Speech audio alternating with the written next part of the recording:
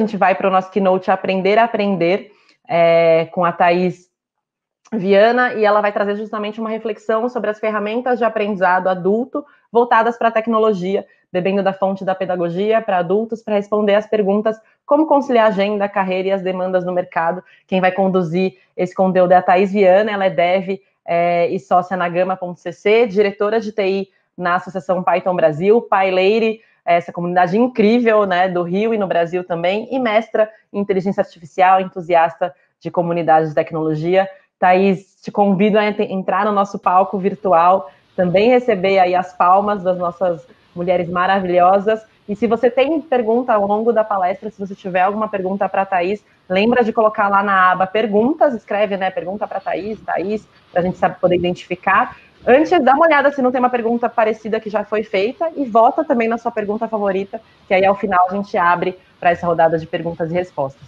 Legal? Então, Thaís, seja muito, muito bem-vinda aqui. Está muito feliz de ter você com a gente. Boa noite e a palavra está contigo. Boa noite, muito obrigada pela apresentação. A palestra da Samile foi potente, né? Foi um presente para a gente, esses ensinamentos que ela trouxe. E a minha palestra se conecta bastante com a palestra dela. Eu vou falar sobre aprender a aprender. A Ana fez uma apresentação sobre o meu tema, muito boa. Mas antes de... Antes de começar a minha palestra, começar a falar de aprender a aprender, eu vou falar como eu cheguei até aqui. Eu, ali nos meus 17 anos, eu passei no vestibular para ciência da computação. E foi muito difícil. Foi a primeira vez que eu fui confrontada com conhecimento mais complexo. Assim. O ensino médio tinha sido tranquilo, a escola tinha sido tranquila. Até o vestibular não tinha me dado muito trabalho até então. Mas aí veio a ciência da computação. E aí, quando veio a faculdade e eu fui confrontada com um conhecimento tão mais difícil do que eu já tinha sido confrontada até agora, aquilo me aterrorizou. E aí era muito difícil, eu reprovei cálculo 1. E aí, durante a faculdade, eu percebi que eu não estava só errando conteúdo, eu estava errando o formato que eu estava aprendendo também. Aí você vira e fala assim, nossa, Thaís, você aprendeu de cara. Reprovou cálculo 1 e aprendeu a aprender? Não. Eu reprovei cálculo 1 tem 11 anos e eu demorei mais ou menos uns 3 a 4 anos para entender que eu estava aprendendo errado. Que o meu problema tinha a ver com a forma que eu estudava. Mas cá estou eu, 11 anos depois, professora de computação, quem diria, no Instituto Infinet, gerente de projetos na Grama e diretora de tecnologia na VIB, e o meu trabalho no PyLady Brasil e no PyLady Rio, que eu amo tanto. Então, essa sou eu, isso é um pouquinho de mim. E a gente vai conversar um pouco sobre como nós aprendemos e aprendemos a aprender. As duas principais referências dessa palestra é o Benedict Carey e a Barbara Oakley. São 2 livros que eu li há um tempinho atrás que trazem muitos truques para a gente de como aprender de uma forma efetiva, de como levar aquele conhecimento para a gente, para a vida, sem ser só cuspir aquele conhecimento numa avaliação, numa prova e tal. E aí tem muita coisa sobre como o cérebro aprende. A gente precisa praticar, repetir, fazer estudo ativo, revisar, repetir 2 vezes por semiótica, periodicidade, cronograma, anotações, a importância de dormir, fazer perguntas. E todas essas coisas são muito importantes de como o cérebro aprende. E eu vou mergulhar um pouquinho em quase todas elas, em cada uma delas, com GIF. Então, lá vamos nós. A primeira dica é a importância do sono. A neurociência já cansou de comprovar isso. Essa década inteira, todo mundo fala quanto é importante dormir.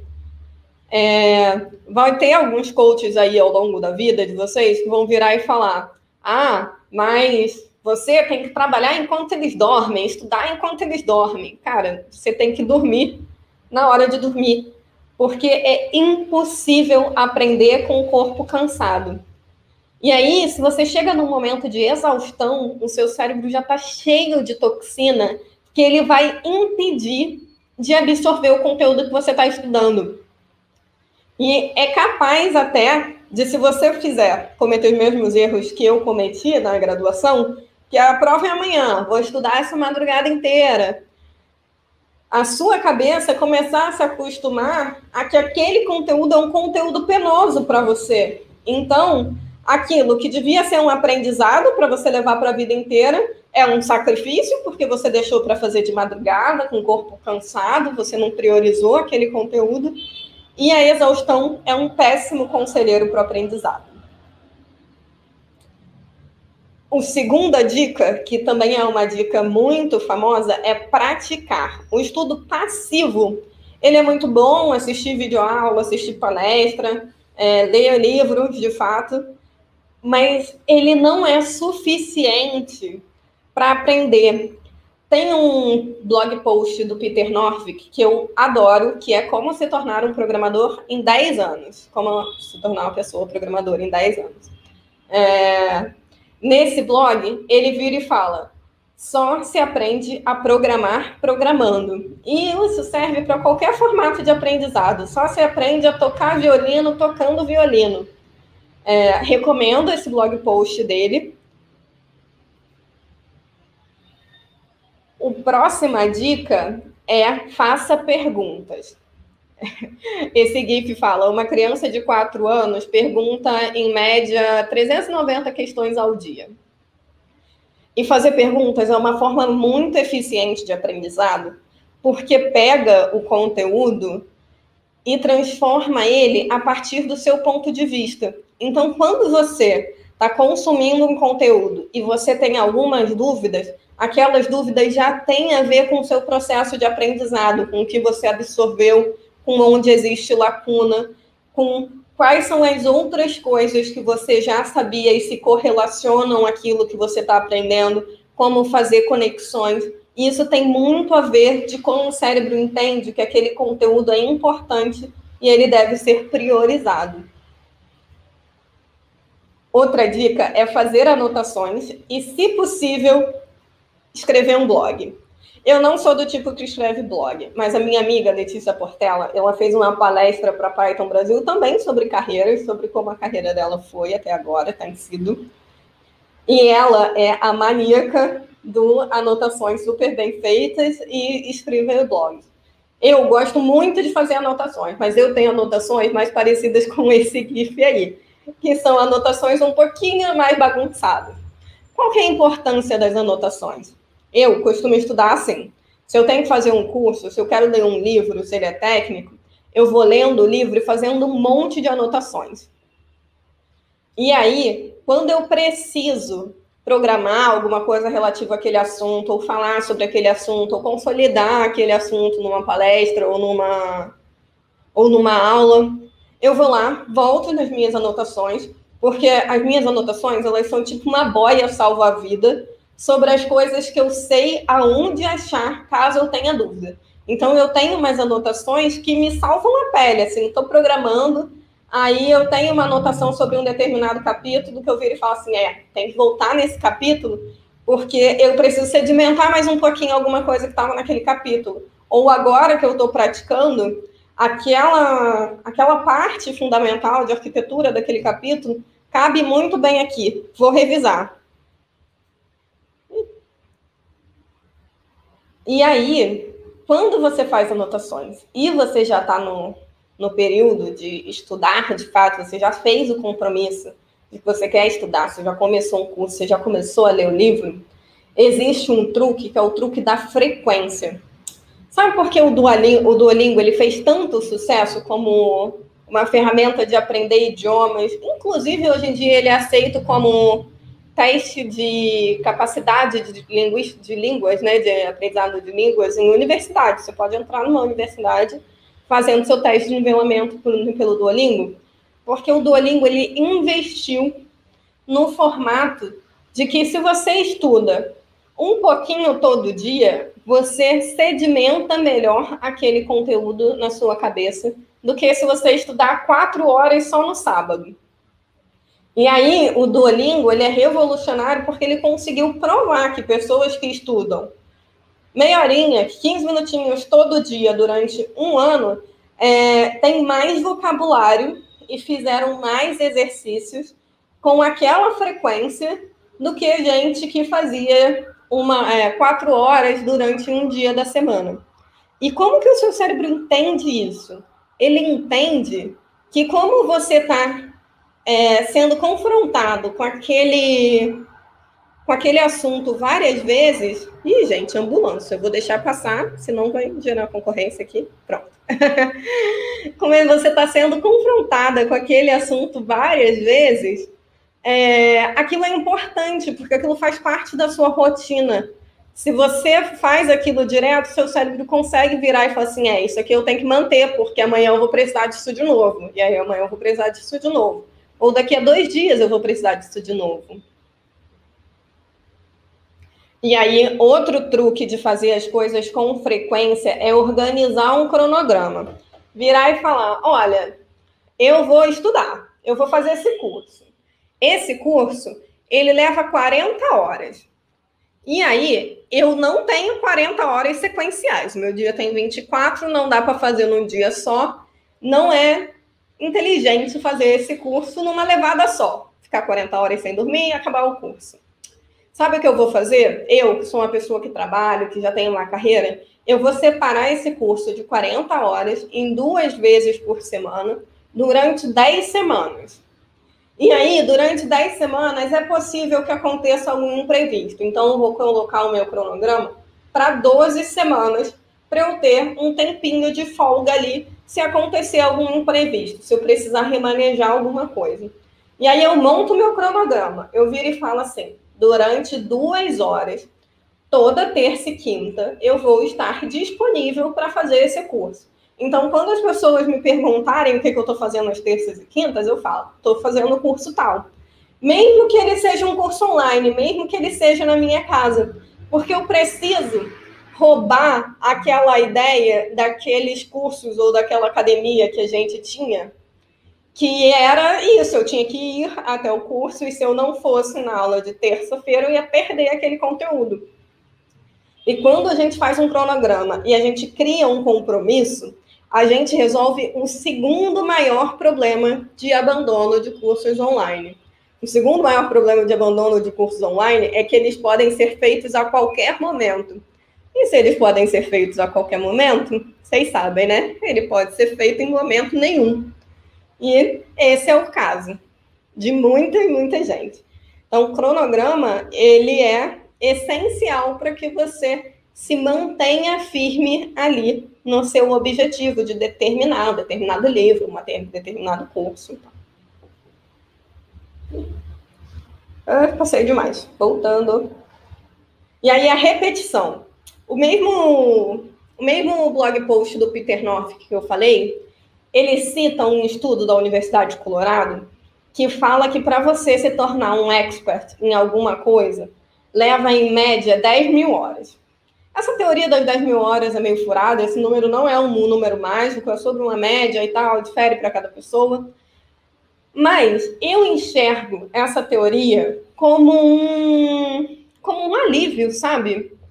Porque assim, se eu tenho 10.000 horas para me tornar expert em alguma coisa, eu perco aquela pressão de virar e falar assim, esse curso de React é de 40 horas, eu tenho que aprender React em uma semana.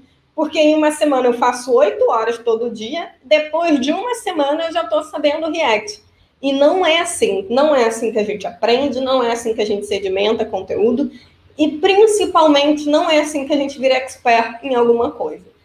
Para virar alguém que é referência em alguma coisa, é necessário ficar sendo confrontado com a mesma área e com o mesmo conteúdo várias vezes, com as atualizações dessa área durante anos.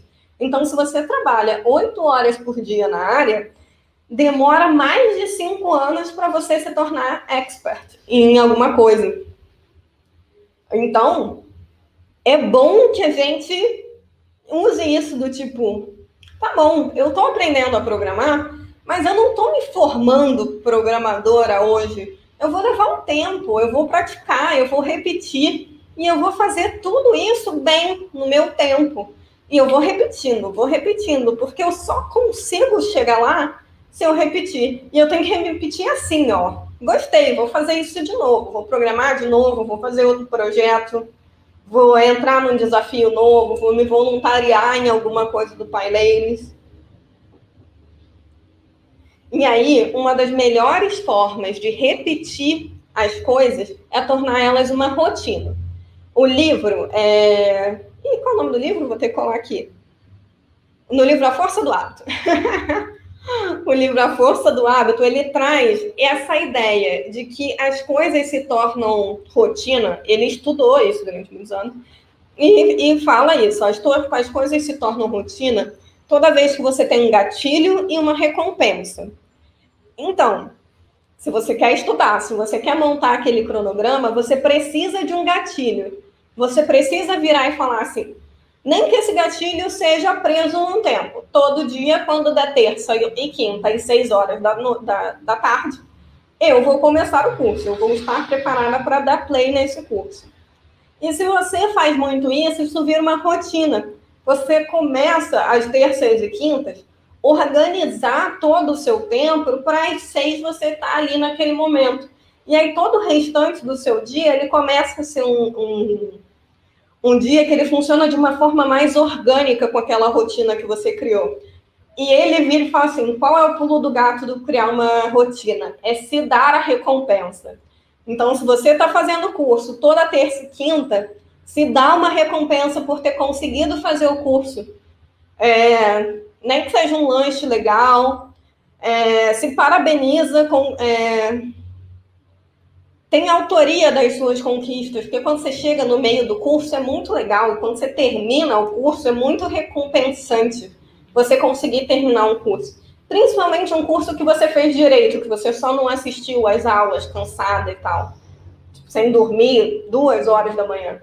Um curso que você parou, fez as suas anotações, escreveu o seu blog post ou consolidou o seu conteúdo em resumo, fez um projeto pessoal em paralelo, fez exercício, fez as listas do exercício, praticou. Então, se você fez esse curso, você já começa a receber as recompensas.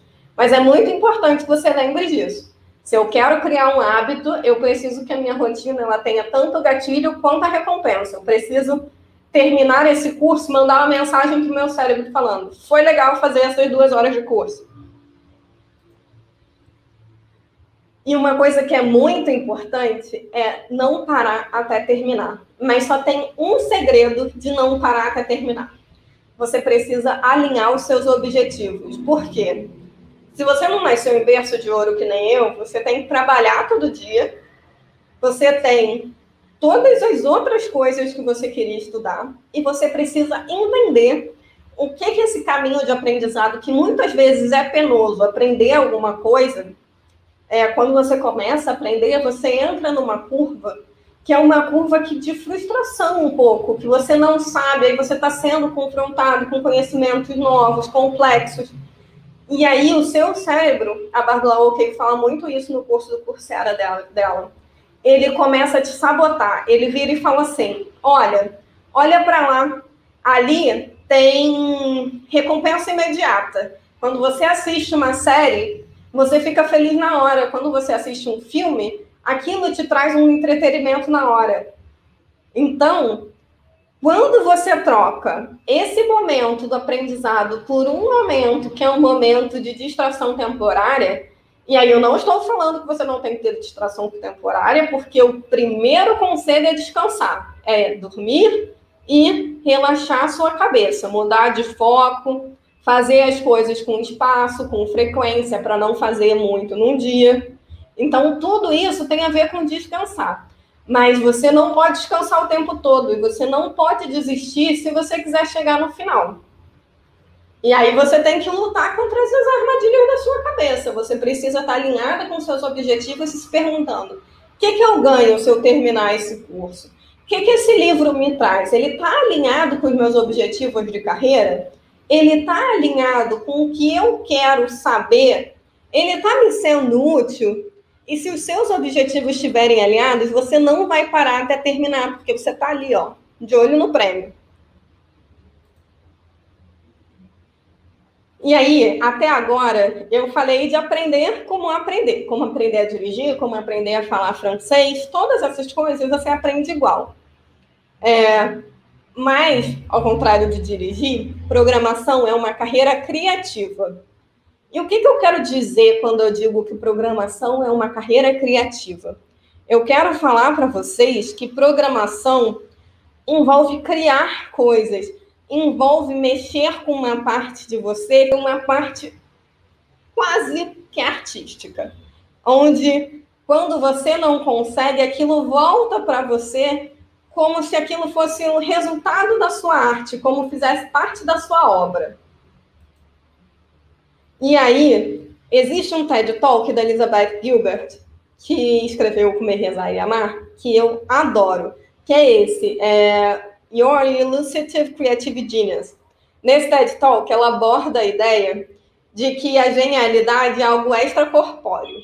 Então, você está aqui, você precisa aprender alguma coisa, ou você precisa escrever um TCC, escrever um mestrado, escrever um doutorado, terminar o seu projeto pessoal, e você sabe que você é capaz, mas você sabe também que, como isso é uma tarefa criativa, às vezes você tem um rompante de criatividade. Então, tem aquele dia... Ih, mais barulho, gente. Aí tem aquele dia que você conseguiu fazer muito mais do que todas a semana inteira junto. Porque parece que bateu um negócio em você, que vem um gênio do além e fez a parte dele. Só que nessa palestra, ela também tem a melhor sacada, que é virar e falar: olha, você tem que fazer a sua parte, você tem que se apresentar todo dia para o trabalho, porque quer o seu gênio venha ou ele não venha, você tem que entregar o seu trabalho. E aí pode ser um trabalho com alguns rompantes geniais, com muitos rompantes geniais, ou pode ser um trabalho só seu. Quando eu comecei a fazer o mestrado, os meus orientadores viraram e falaram: Thaís, começa a escrever em paralelo com a programação. Eu, programadora, virei e fiz o quê? Não escrevi nenhuma linha. Aí comecei a fazer meus experimentos. Fui lá, fiz meus experimentos, 8 meses só programando, só validando o resultado, criando planilha de resultado, avaliando não sei o quê, chegando a conclusões, mostrando conclusões para eles. E eu tive 2 orientadoras mulheres e um orientador homem. Os 3 sempre me falaram: olha, Thaís, se você não começar a escrever, você vai se atrasar. E aí eu pensava, cara, às vezes eu sento para escrever e eu escrevo 10 páginas de uma vez só. Só que eu nunca precisei, antes disso, escrever 120 páginas de uma vez só. E não se escreve 120 páginas de uma vez só, a não ser que você seja muito, muito escritor. E mesmo assim, você não escreve 120 páginas de uma vez só, que sejam 120 páginas boas, né? Porque é o que importa. Qualidade importa. E aí eu entendi que eu escrevia mais ou menos uma página por dia. Tenha um rampante de criatividade ou não, é óbvio. Tinha dia que eu li um artigo e eu não conseguia cuspir nenhum parágrafo numa folha de papel. Mas a minha média era uma página por dia. E aí tinha o dia que o meu gênio vinha me visitar e eu escrevia lá minhas 10 páginas, elas ficavam muito melhores. E aí eu revisava o meu texto e encontrava referências melhores. Mas o importante é entender que se eu ficasse esperando o meu gênio, o meu trabalho não sairia uma página por dia. Eu não conseguiria escrever todo o meu texto em 3 meses. Eu ia demorar muito mais para entregar um trabalho muito pior. Então, fazer parte de uma carreira criativa significa: a sua carreira, ela é de fato impactada pela sua criatividade, pelos seus dias melhores, pelos seus rompantes melhores. Mas realmente, se você não aparecer para o trabalho todo dia, não vai rolar, não vai ficar entregue. E por ser uma carreira de criatividade, a gente já tem que começar agora a aprender a se frustrar. Quem está começando, então, tem que entender que a frustração faz parte do jogo. E faz mesmo. Quando você está aprendendo a programar e você fica parada numa barreira, você vira e fala assim, eu estou parada nessa barreira porque eu sou iniciante. E aí, se essa barreira perdura mais um pouquinho, você começa a entender que aquilo é culpa sua, que aquilo é burrice, e você pega toda a energia negativa que tem nesse universo e coloca dentro de você. Só que a programação ela vai te frustrar para sempre. Depois de 10 anos de carreira, você vai virar e falar assim, eu ainda estou presa num problema. É em outro problema, em outra área de conhecimento, em outra parada, um negócio 10 anos depois mais difícil, mas você ainda vai se frustrar, todo dia.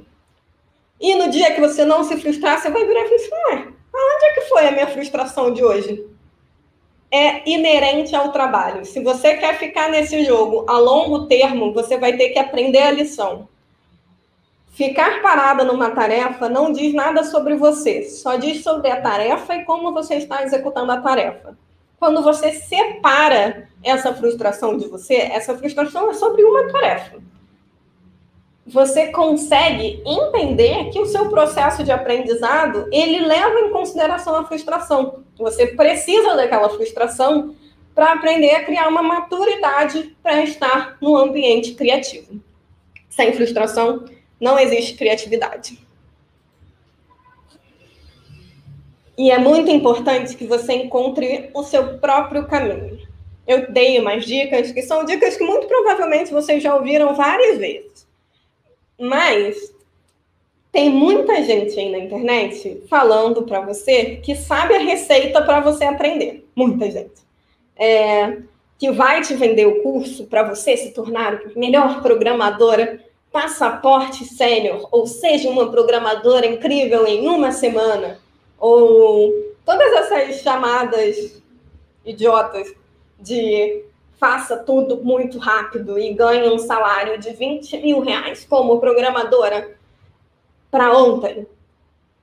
E aí, muitas vezes, a gente está caindo num caminho que é um caminho não pedagógico.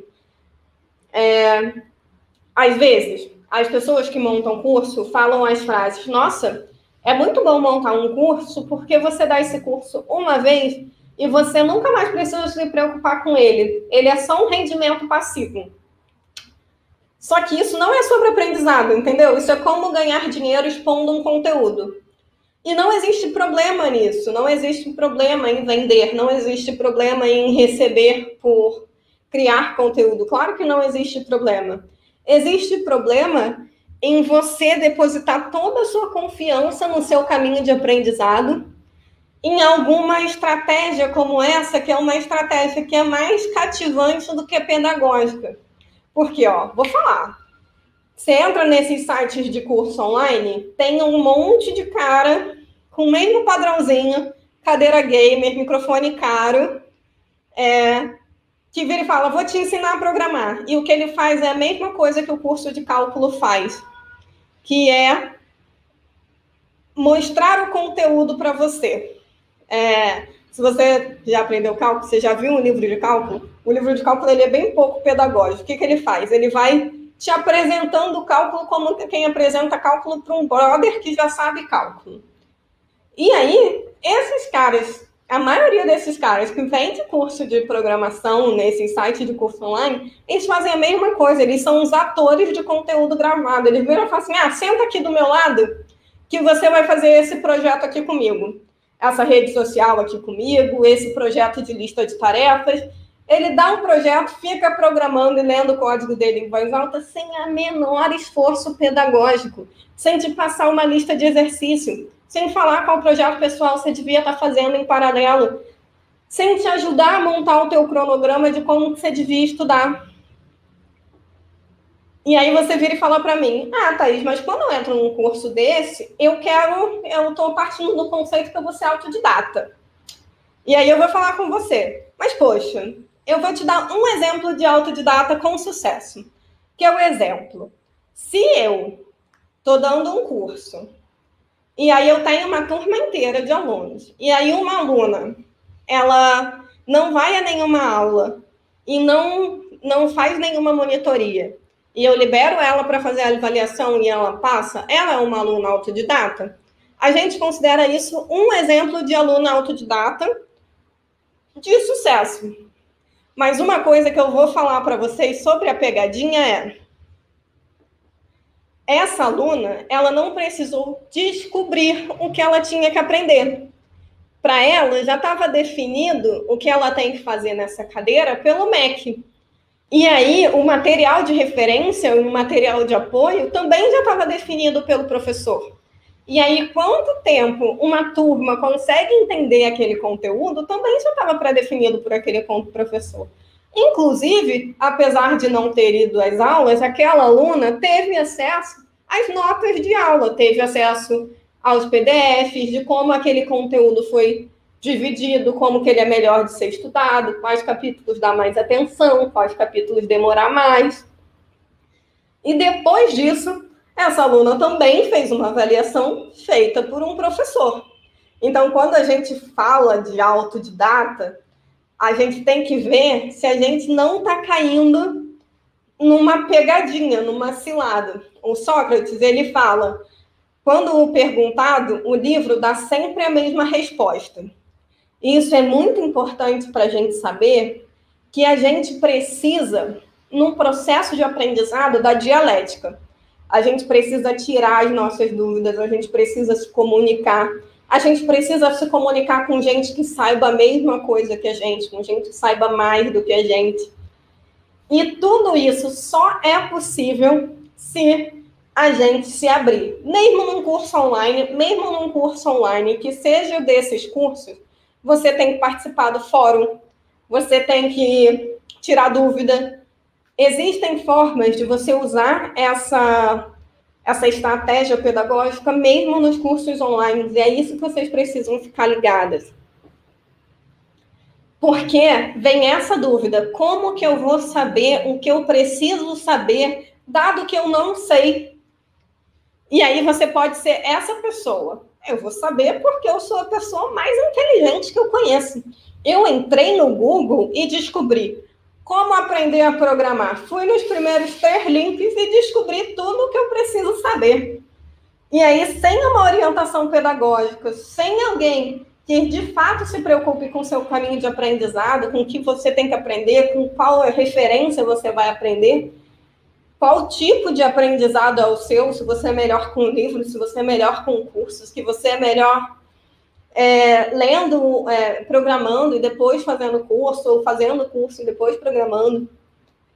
Se você não tem isso, você cai numa... Eu diria que é uma piada do Mário Quintana, que ele vira e fala: o autodidata é, antes de mais nada, um ignorante por si próprio.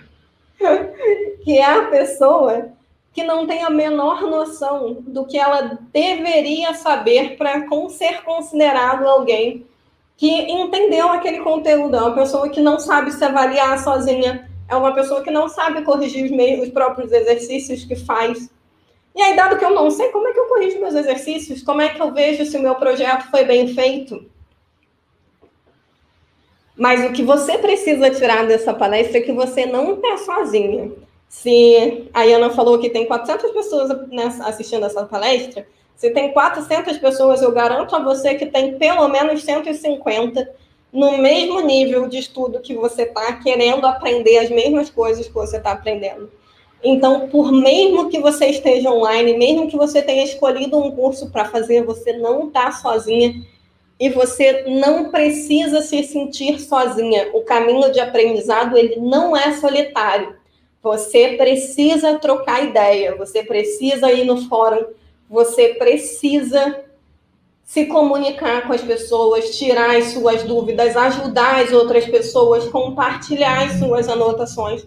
Tudo isso é uma forma de aprender melhor, de sedimentar melhor o conteúdo dentro de você para levar ele para a vida. E aí, para finalizar essa palestra, eu só vou falar conceitos disruptivos pedagógicos. O conceito de mentor, instrutor e professor.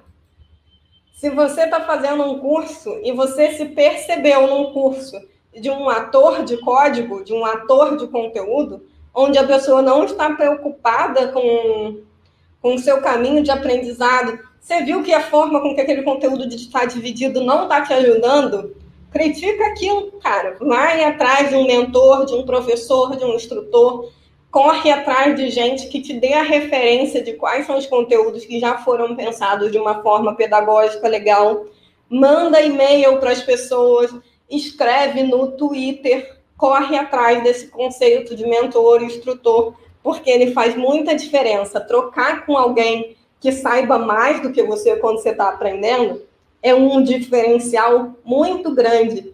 E ser um diferencial não passivo, não trocar só com livro, não trocar só com vídeo gravado, vai te ter uma noção de carreira muito maior. Eu acho que eu estou perto de estourar meu tempo, mas eu já estou acabando. Outro conceito disruptivo, turma e grupos de estudo. Trocar com gente que sabe a mesma coisa que você sabe, que está ali naquele mesmo sanhaço, entregando os mesmos projetos, fazendo a mesma lista de exercício, tendo as mesmas dúvidas, é incrível, porque você consegue, de fato, estar fazendo um exercício, não falar com alguém que já sabe a resposta, falar com alguém que está batendo com a cabeça na parede, igual a você, e conseguir sair daquele buraco que você se encontra, e você vai ficar super feliz. E não tem problema precisar de ajuda. É importante precisar de ajuda. Então, tá precisando de ajuda? Tá precisando resolver um exercício? Tá precisando sair de uma dúvida mais complexa? Pede ajuda. Fórum, Twitter, Instagram. Aproveita a tecnologia que aproxima as pessoas e aproxima as pessoas de uma forma útil. Pede ajuda. E aí, outro conceito inovador, disruptivo, lista de exercício e projeto pessoal. Quer aprender a programar? Só existe um jeito de aprender a programar, programando, e é fazendo lista de exercício e projeto pessoal. Aprendeu orientação a objeto? Viu a aulinha de orientação a objeto? Leu no livro? Vai ter que fazer a lista de exercício, meu anjo, porque não tem como aprender sem praticar. Comemore as suas conquistas. Por favor. A grande maioria das mulheres está aqui, ó, parada num bug. Estou parada nesse bug. Estou parada nesse bug há 1 hora, há 2 horas. Estou frustrada. Já comecei a transformar aquele bug em mim. Aquilo é um problema. Resolvi aquele bug, em vez de virar e falar assim, fui eu que resolvi o bug, graças a Deus. Você vira e fala, ai, tá bom, devia ter demorado menos do que isso. Devia ter feito de outra forma. E aí, em vez de comemorar que você saiu daquela trava que você tinha, que você passou de um nível que você consegue coisas de forma independente, você continua com a culpa. Você não joga aquela culpa fora. Você não aprendeu a lidar com a frustração. Porque o impacto de lidar com a frustração é quando você conseguir ir lá e virar e falar assim, fui eu que consegui. Eu consegui. E é importante você aprender a não se sabotar. Comemorar suas conquistas tem tudo a ver com não se sabotar. Em pegar essa conquista para você e virar e falar assim, eu terminei essa lista de exercícios, eu fiz mais de 80% dela. Eu acertei mais de 70% dela. E isso é muito bom, porque eu estou aprendendo. Isso é muito bom para francês, isso é muito bom para violino. E aí, a gente está falando de tecnologia, né? Fica esperta para ninguém se sabotar. Se você está aqui, resolveu o bug e começou a comemorar, tipo, eu terminei o meu bug, e aí vem aquela pessoa, aquele cara, que vai virar e falar para você, mas você demorou 2 horas para resolver este bug? Este bug era resolvido em 45 segundos fazendo não sei o quê. Aí você tem que virar e falar assim, se eu não me sabotei, não vai ser essa pessoa aqui que vai me sabotar. Você olha bem no fundo dos olhos dessa pessoa e fala, olha, eu tenho uma cartelinha de foda-se que eu guardei desde a 3ª série, e esse aqui eu guardei para você. Não deixe ninguém te sabotar. Quem nunca, né, Thaís, passou por uma situação dessa? As mulheres estão aqui no chat se identificando muito com a tua palestra. Eu vim ser a chata aqui, porque estouramos o tempo. Então, vou deixar você encerrar a tua ideia. Mas... O lado bom é que eu estou no slide do se você for levar alguma coisa para casa hoje... Perfeita. Então, bora, Thaís. Mensagem final de Thaís. Bora lá. Mensagem final. Se você tiver que levar uma coisa só dessa palestra, leva sobre encontrar o seu caminho. Existem 7 bilhões de pessoas no mundo, milhares de maneiras diferentes de aprender. Você pode ser a pessoa que manda melhor com livro, você pode ser a melhor pessoa que manda melhor com um curso, você pode ser a pessoa que faz o cronograma direitinho, a pessoa que escreve o blog. Existem milhares e milhares de formas de aprender. Eu dei um monte de dicas legais hoje que ajudaram muito a minha evolução de me tornar alguém que repetia um cálculo 1 para virar professora de computação. E você precisa encontrar o seu caminho, se observa, lembra da palestra anterior, você precisa encontrar, você não precisa forçar o seu limite, você precisa entender que você é capaz, que você é competente. Não se força, vai num ritmo bom, porque computação e aprendizado não é uma corrida de tiro curto, é uma maratona que leva mais de 10 anos para você, de fato, virar um expert em alguma coisa. Muito obrigada, eu sou a Thaís Viana, esse é o meu Instagram e o meu Twitter é Thaís Viana, sem o Nzinho no meio. Thaís, maravilhosa, muito, muito, muito, muito obrigada. As mulheres aqui no chat estão assim, preciso ver essa palestra todo dia, meu Deus do céu, eu estava precisando ouvir isso, e, enfim, então acho que missão cumprida aqui do teu conteúdo, muito obrigada. Tem várias perguntas que a gente não vai conseguir fazer por conta do tempo, mas fica o convite, a gente salvou aqui, a gente pode te mandar, se você quiser, depois compartilhar no teu Instagram, responder. Sim. Aproveitem, mulheres que estão aí, sigam a Thaís, arroba Thaís N. Viana, já estou lá também. Aproveitem para seguir, a gente continua essa conversa, se conectem com a Thaís. Thaís, de verdade, muito obrigada. Essas dicas acho que são muito boas, não só para o Summit aqui, e aí várias mulheres compartilharam, olha, já estou anotando, está aqui no link do Notion, então trocando, então se conectando, mas acho que para a vida profissional de todas nós. Então, fica aqui, em nome de todas essas mulheres que estão te agradecendo, depois, se você quiser, você pode dar uma olhada no chat, fica nosso muito obrigada por fazer parte desse segundo dia do Programaria Summit Online, Thaís. Vou olhar tudo, muito obrigada pelo carinho, pessoal.